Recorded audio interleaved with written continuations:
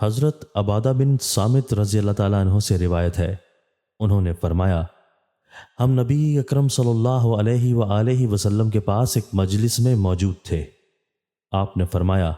مجھ سے بیعت کرو کہ اللہ تعالیٰ کے ساتھ کسی کو شریک نہیں بناؤ گے، چوری نہیں کرو گے، زنا نہیں کرو گے۔ آپ نے پوری آیت تلاوت فرمائی، پھر فرمایا، جو شخص اس عہد کو پورا کرے گا اس کا اجر و ثواب اللہ تعالیٰ کے ذمے ہے،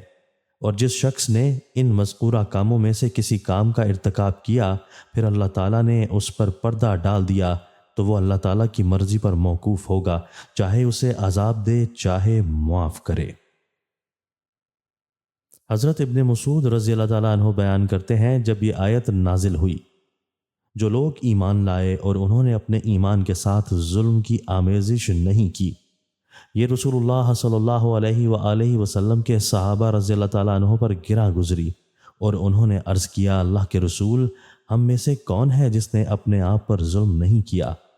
رسول اللہ صلی اللہ علیہ وآلہ وسلم نے فرمایا، اس سے یہ مراد نہیں بلکہ اس سے مراد شرک ہے۔ کیا تم نے لقمان علیہ السلام کا قول نہیں سنا جو انہوں نے اپنے بیٹے سے کہا، بیٹے اللہ کے ساتھ شرک نہ کرنا کیونکہ شرک ظلم عظیم ہے۔ ایک دوسری روایت میں ہے، ایسے نہیں جو تم گمان کرتے ہو، یہ تو وہ ہے جسے لقمان علیہ السلام نے اپنے بیٹے سے فرمایا تھا۔